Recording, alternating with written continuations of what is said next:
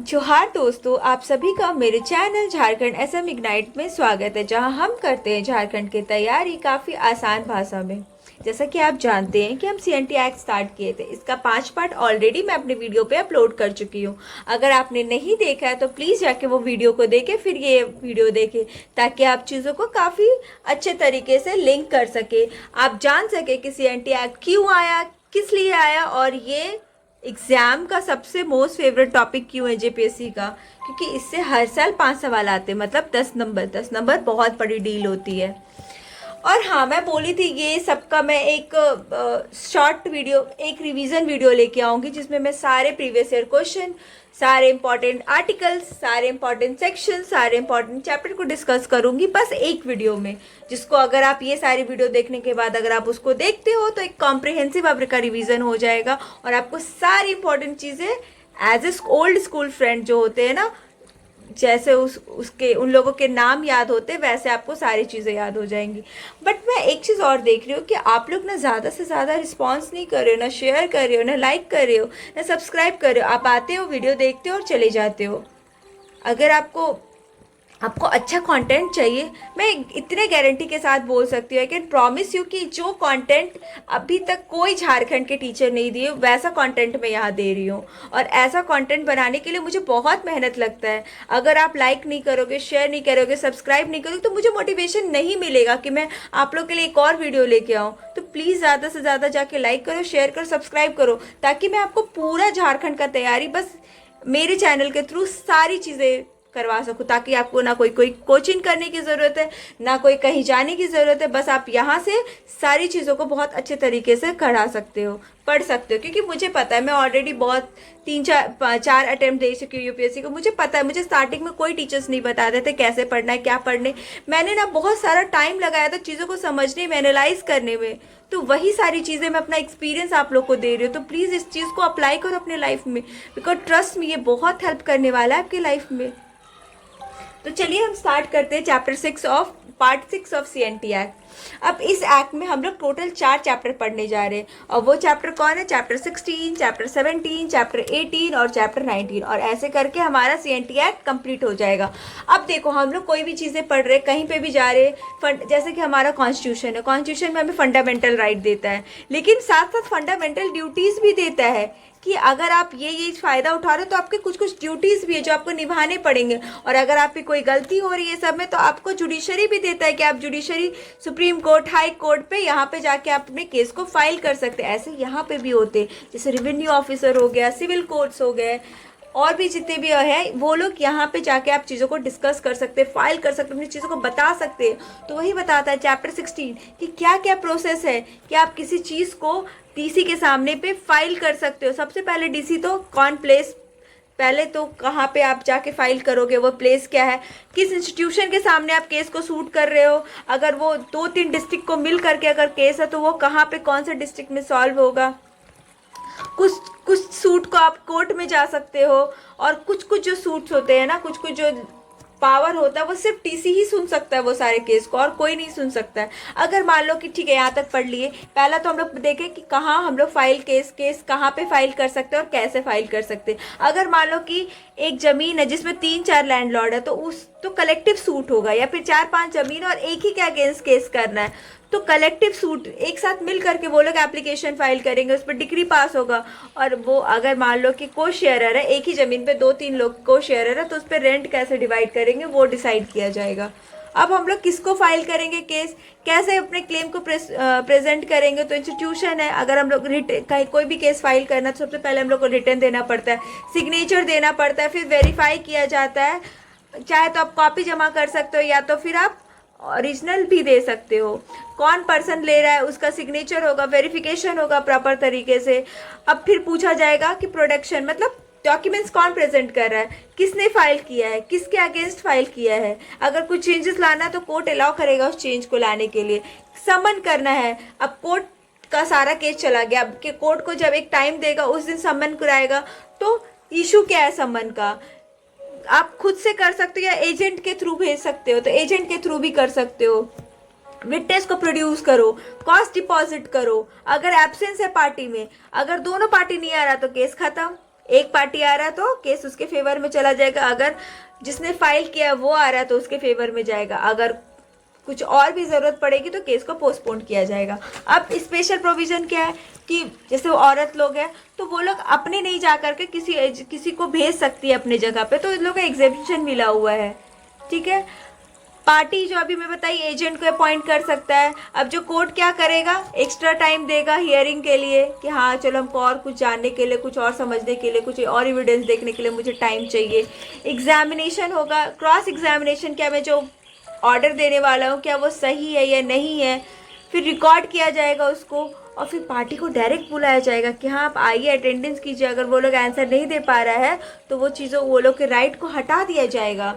फिर डिसीजन बनाया जाएगा, कोर्ट पास करेगा डिक्री को, फर्दर एविडेंस के लिए पोस्टपोन कर सकता है, फिर पार्टी को विटनेस के लिए बुला सकता है। अगर दोनों पार्टी नहीं आया ना तो वो ख़त्म कर देगा और लोकल इंक्वायरीज के लिए भेजा जाएगा। जैसे सपोज कि अगर देखोगे ना बहुत बार पुअर लोगों को जस्टिस नहीं मिल पाता है तो वो लोग लोकल इंक्वायरी भेजते हैं ताकि क्या जो वेरीफाई करे वो सही है या नहीं है, कि ये लैंडलॉर्ड झूठ बोल करके सारी चीज़ें कर रहा है। फिर कैसे पेमेंट होगा, पेमेंट किसको देना है, कितना देना है, क्या इस पे इंटरेस्ट लगेगा, तो देखो ये ऐसे पेमेंट पे इंटरेस्ट नहीं लगेगा, ये चीज़ बस ध्यान में रखना। फिर थर्ड पार्टी को कैसे कंपनसेशन मिलेगा, फिर उन लोग को कैसे हटाया जाएगा इजेक्टमेंट, अगर कोई रेंट नहीं दे रहा है तो कैसे इविक्शन होगा, कैसे नहीं होगा, क्या प्रोसीड्यूर है, वो सारी चीज़ें बताएगा। अगर मान लो कि अगर आप डीसी एक ऑर्डर दे दिया, उस ऑर्डर के अगेंस्ट आप कैसे अपील कर सकते हैं दोबारा, तो उस चीज़ का एक लिमिटेशन टाइम होगा कि 30 दिन के अंदर में करना है, उसके लिए एप्लीकेशन फाइल करो, डिक्री पास करेगा ऑन स्पेसिफिक ऑर्डर, फॉर्म भरो, इशू होगा, वारंट होगा कि मूवेबल प्रॉपर्टी को बेचना है कि नहीं आगे बेचना है। कुछ एग्जेम्पशन है कि कुछ प्रॉपर्टी को हम लोग नहीं बेच सकते, कुछ रिस्ट्रिक्शंस है, ड्यूरेशन बताएगा। सेकेंड अपील कर सकते हो, सेकेंड अपील के अगर आप जो डिसीजन दिया उससे खुश नहीं तो उसके अगेंस्ट फिर से अपील कर सकते हो, या फिर सक्सेसिव कर सकते हो कि और कोई इशू आ गया तो उसके लिए अपील कैसे कर सकते हो, उस पर नोटिस आएगा, फर्दर प्रोसीडिंग होगा, एग्जीक्यूशन होगा, कैंसल ऑफ लीज भी हो सकता है, एग्जीक्यूशन ऑन फेवर ऑफ शेयरर भी हो सकता है अनडिवाइडेड होल्डिंग पे। फिर को शेयरर हो गया। इमूवेबल प्रॉपर्टी, देखो मूवेबल और इमूवेबल प्रॉपर्टी में क्या डिफरेंस है। जैसे कि आपका एक प्रॉपर्टी है, ठीक है, आपके दादा जब मरे तो आपको एक ट्रैक्टर दे के गए, एक खेत दे के गए। जो ट्रैक्टर है वो एक जगह से दूसरी जगह आप ले जा रहे हो तो उसको मूवेबल प्रॉपर्टी कहते हैं, लेकिन लैंड वहीं का वहीं है ना, तो वो मूव नहीं कर पा रहा, तो इसलिए इनमूवेबल प्रॉपर्टी उसको बोलते हैं। अब उसके मिसलीनियस है कि कैसे सेल होगा, पहले ड्यूज अगर आप भर रहे हो तो पहले ड्यूज क्लियर करो, फिर प्रॉपर्टी ओनर को पैसा मिलेगा। फिर थर्ड पार्टी में क्या प्रोविजन है, फिर एप्लीकेशन टू इमूवेबल प्रॉपर्टी का क्या है, अगर आप सारे ड्यूज को क्लियर कर दे रहे हो तो उस प्रॉपर्टी का सेल नहीं होगा। अगर कोई फ्रॉड तरीके से आपके प्रॉपर्टी को लिया है तो टेनेंट कैन अप्लाई को जो पुराना चीज़ है उसको कैंसिल कर दीजिए। क्या ग्राउंड पे आप एप्लीकेशन फाइल कर सकते हो, ये सारी चीज़ें। अपील है, क्या आप फिर से अपील कर सकते हो डीसी के सामने, क्या लिमिटेशन है, एक 30 डे का पीरियड है, किस चीज़ पे आप अपील दोबारा नहीं कर सकते हो, अपील को कब सुना जाएगा, कब री एग्जामिन किया जाएगा, कब री हियरिंग होगा, कब उस पर जजमेंट होगा, कब उसको अपील, लिमिटेशन क्या है अपील का, ये सारी चीज़ें बताता है इसमें। उसके बाद फिर अब जितने भी प्रोविजंस है ना उसके लिमिटेशंस क्या क्या है, कि अब अगर आप जैसे कि आप जितने भी चीज़ें मिलती है, जैसे कि आपको फंडामेंटल राइट दिया गया है तो फंडामेंटल ड्यूटीज़ भी आ रहा है ना, तो उस आपको रिस्ट्रिक्ट किया जा रहा है कि आप ये चीज़ें नहीं कर सकते हो। अगर कोई चीज़ रिस्ट्रिक्शंस क्या है तो इंडियन लिमिटेड एक्ट 1908 के तहत किया जाएगा। उसके लिए आपको कैसे एप्लीकेशन फाइल करना है, उसका क्या स्पेशल रूल है किसी लिमिटेशन का, कि आप रेवेन्यू ऑफिसर के पास अगर जा रहे हो तो उसके क्या क्या लिमिटेशन है, जनरल रूल और लिमिटेशंस क्या क्या, आप एप्लीकेशन कैसे लीज लेना है तो इसका क्या क्या लिमिटेशंस है, आपको किसी को हटाना है तो उसका क्या क्या लिमिटेशन है, किसी से रेंट कलेक्ट करना है तो ऐसे किसी को जान मार के तो रेंट कलेक्ट नहीं कर सकते हो। अगर आपको सक्सेसिव सूट करना है, जैसे कि आप डीसी का ऑर्डर आया उसके अगेंस्ट आपको सूट करना है, फिर अगेंस्ट सूट करना है तो उसके लिए क्या प्रोविजंस है, क्या लिमिटेशंस है। अगर किसी एजेंट से पैसा कलेक्ट करना है तो उसके लिए क्या लिमिटेशंस है, किसी होल्डिंग को पोजेस करना है उसके अगेंस्ट क्या लिमिटेशन है, अगर कोई विलेज हेडबैंड के अगेंस्ट रिकवरी ऑफ पोजीशन करना है तो उसके अगेंस्ट क्या रूल्स है, मतलब क्या लिमिटेशन है भाई। आपको सीएनटी एक्ट में understand the beauty of the CNT act कि वो इतना इजी तरीके से बताया गया है कि हर चीज़ डिटेल में डिस्कस किया गया है, हर चीज़, ताकि आपको कोई भी प्रॉब्लम ना फेस करना पड़े। अब स्पेशल प्रोविजन, अब मुंडा खुद कटीदार, ये बहुत बहुत बहुत इंपॉर्टेंट है। ये बार बार पूछा जाता है कि चैप्टर 18 खूट कट्टीदार के बारे में कौन सा चैप्टर डिस्कस करता है, तो ये है मुंडा खुट कट्टीदार। अब सेम चीज़ है, जो पुरानी चीज़ें हम अप्लाई कर रहे हैं वो सारे मुंडे खुट कट्टीदार में भी होगा। इसके जो लैंड है उसको ट्रांसफ़र नहीं किया जा सकता, कुछ केसेस में ट्रांसफ़र किया जा सकता है। इन लोग को कैसे हटाना है, इन लोग के रेंट को कैसे बढ़ाना है, इन लोग के रेंट को कैसे कलेक्ट करना है। अगर इसका कोई क्वेश्चन है तो इसका जो प्रॉब्लम है वो उस चीज़ को टाइटल देना है, वो सिविल कोड देगा। इसके जो रेंट है उसको कैसे रिकवर करना है, अगर कोई रिकॉर्ड ऑफ राइट नहीं है, मान लो कोई प्रूफ नहीं है, तो उस चीज़ को कैसे रिकवर करना है। अगर जॉइंट पार्टी का प्रोसीडिंग हो रहा है तो वो कैसे देखना है, मनी को रिकवर करना है, ड्यू अगर गवर्नमेंट वगैरह तो उसको कैसे करना है, को शेयरर का टेनेंट का रिकवरी कैसे करना है, किसी को अगर मुंडा खुद कटीदार का रिकॉर्ड चाहिए तो वो कैसे रिकॉर्ड, मतलब उसका रिकॉर्ड ऑफ प्रूफ चाहिए तो कैसे कर सकते हैं, किस चीज़ पे बार है, अगर कोई डिस्प्यूट हो रहा है तो उस पर डिसीजन क्या होगा, अपील कैसे करना है, एंट्री कैसे लेना है रिकॉर्ड ऑफ राइट में। और जो रिकॉर्ड ऑफ राइट आपका जो प्रूफ बन जाता है कि हाँ ये मुंडा खुद कटीदार का लैंड है, तो इस चीज़ को आप एविडेंस पर्पस के लिए यूज़ कर सकते हैं। ये लीगल पेपर बन जाता है कि अगर आपको कोई हटा रहा है इस लैंड से तो आप दिखा दो कि ये मेरा मुंडा खुद कटीदार का लैंड है, ये मुंडा खुद कटीदार लैंड है। आप प्लीज़, आप इससे में कुछ भी नहीं कर सकते, ना सेल कर सकते हो ना और कुछ कर सकते हो। अब कुछ सप्लीमेंट्री प्रोविजंस है, हर चीज़ का होता है। अगर आप सब चीज़ को एक अरेंज कर दे तो एक आपके घर में भी एक वो स्टोर रूम होता है, सारी अच्छी चीज़ें एक जगह, कुछ कुछ जो फालतू की चीज़ें हैं वो एक जगह, फालतू नहीं मतलब जो लेस इंपॉर्टेंट, जो बाद में तो कुछ समय बाद यूज़ किया जाएगा, वो स्टोर रूम में हम रख देते हैं।